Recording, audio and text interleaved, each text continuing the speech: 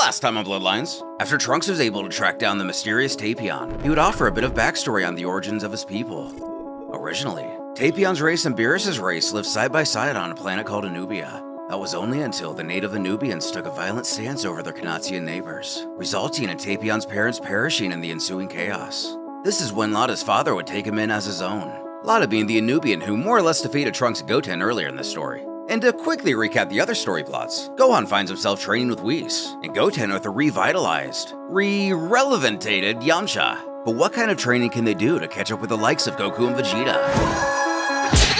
This is part 4 of an ongoing series and was created by Bloodlines Productions and funded by the Mondo crew. Support them and catch up fully using the links below. Somewhere in the wild,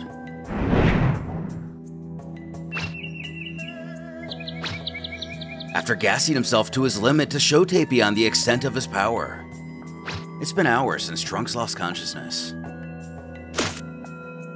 Jumping awake, the elven warrior asks if he's alright. That was a pretty impressive display of power he just showed him. As he gets his bearings and gathers his thoughts, Trunks states he's fine. And while his power may be impressive, it still won't be enough though. Not enough to defend Earth, and not enough to step up to Lada again. A problem his counterpart may just have a solution to, drawing attention to his ocarina. Something we already know. This is no ordinary aerophone instrument.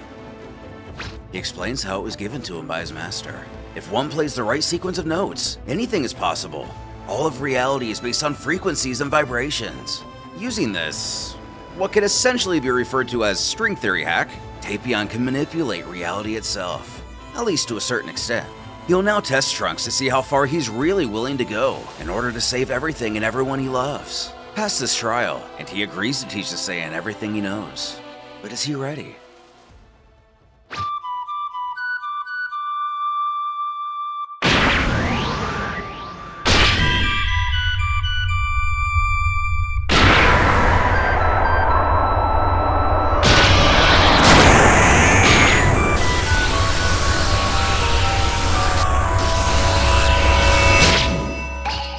Trunks comes to in a strange place as Tapion finishes his song.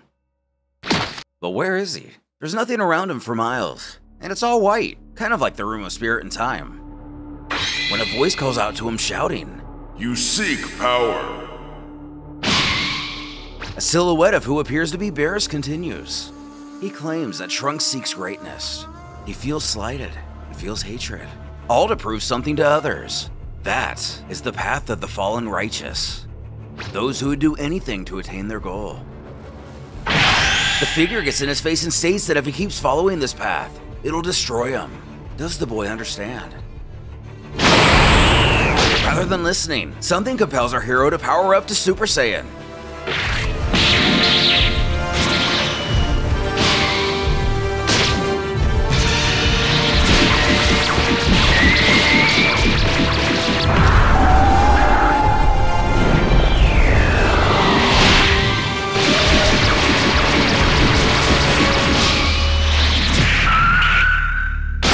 Defeat another.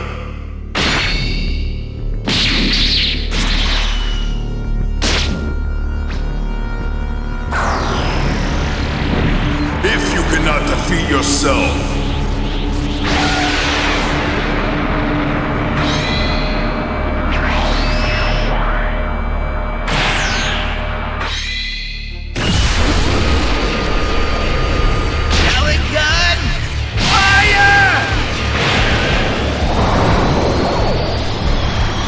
striking back, Trunks bellows. No, he doesn't have to prove himself to anyone. Just to himself. He has to prove to himself that he can do this.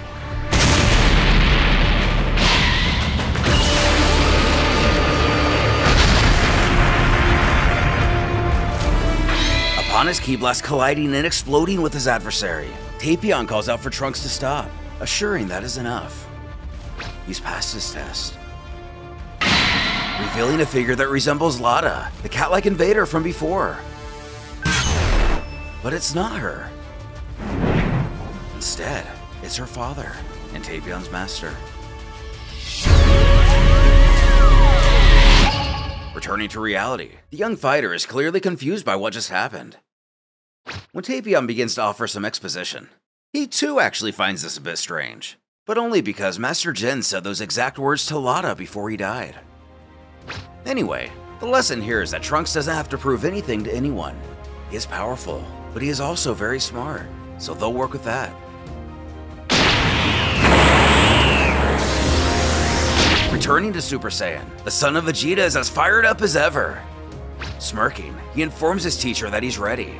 What kind of training will the pair do, and how will it differ from Goten and Yamcha? Also, we're left only to speculate exactly how powerful this Jin character truly is. Though, one could only assume that if he trained a warrior and produced an offspring like Lada, he likely would have held his own against just about anyone. Speaking of Goten and Yamcha, the duo finds himself north of West City, on the southeastern summit. Panning down to Goten, Yamcha wants him to listen carefully. But getting a good look at him beforehand, it appears they've already been up to some training today, or maybe it's just this wasteland heat. Either way, the Wolf Master stretches and boasts how it took him quite some time to master this technique. But after many years of hard work, sweat, blood, and tears, he has finally come to master the Kaioken.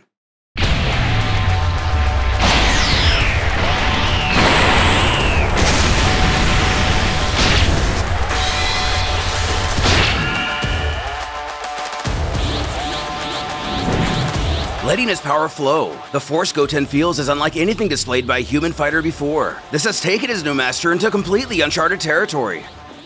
Well, for anyone who isn't an alien at least. Regardless, Goten happily chortles. That's so cool! This is a game changer!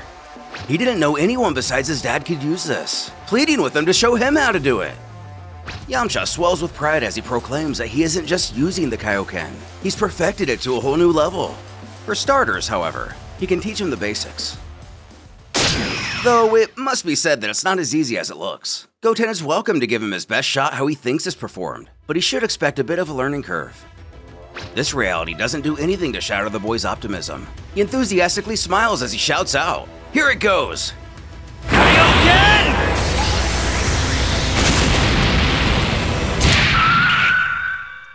Unfortunately, and predictably, Goten instantly falls to the ground upon trying to bring out this technique. He didn't expect it to be this draining. This feeling, it's pretty heavy. The Wolf Master figured this would happen. He enlightens that the Kaioken isn't like turning into a Super Saiyan. It requires perfect ki control and a calm, clear mind. In fact, rage and anger will only drain his stamina. Once he attains the ability to quiet his mind, the Kaioken can be used almost indefinitely. That was pretty good for a first try though. He managed to gather a lot of information simply by observing it in the few opportunities he's been given. And he shouldn't worry about this misstep. It's to be expected. So once he catches his breath, he can give it another go. Looking like he just had the fight of his life, the student does his best to listen to his teacher's wisdom. He's not gonna lie though, he really thought this was gonna be easy. Closing his eyes, the young man does his best to focus, letting his usual emotions fall to the wayside. And looking on with excitement, his master appreciates his attention to detail. Sinking his power to the best of his ability, we're met with a scene very similar to when Goku used this technique. When someone interrupts him, completely throwing him off his focus. Whoever it may be, he calls one of our heroes a thief.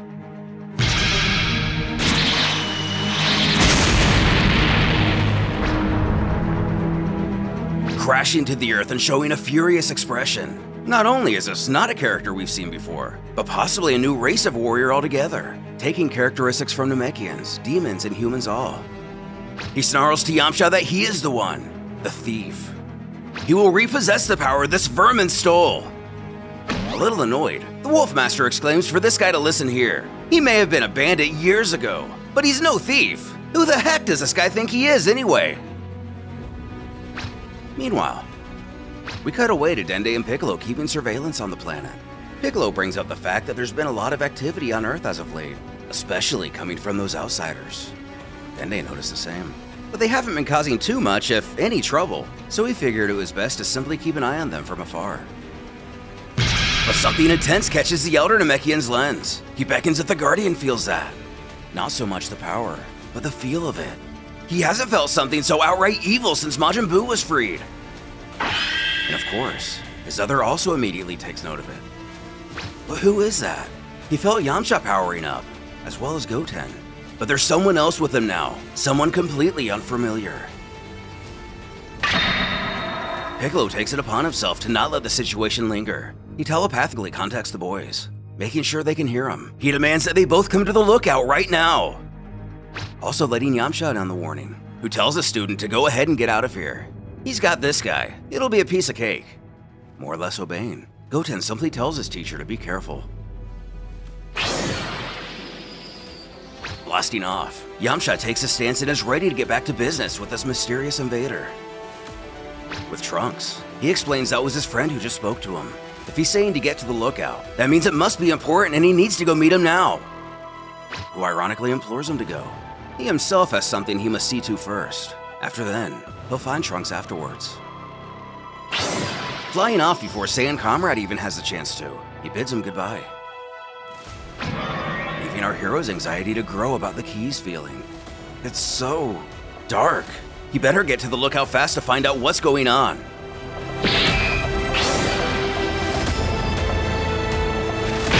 Facing off against the sinister presence. While appearing confident, Yamcha knows he needs to end this as quick as possible.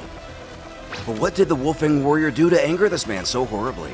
Did he inadvertently cross his path while undergoing his training the last few years? Or is this simply a long time coming for something he did in his past that may end terribly for the former bandit?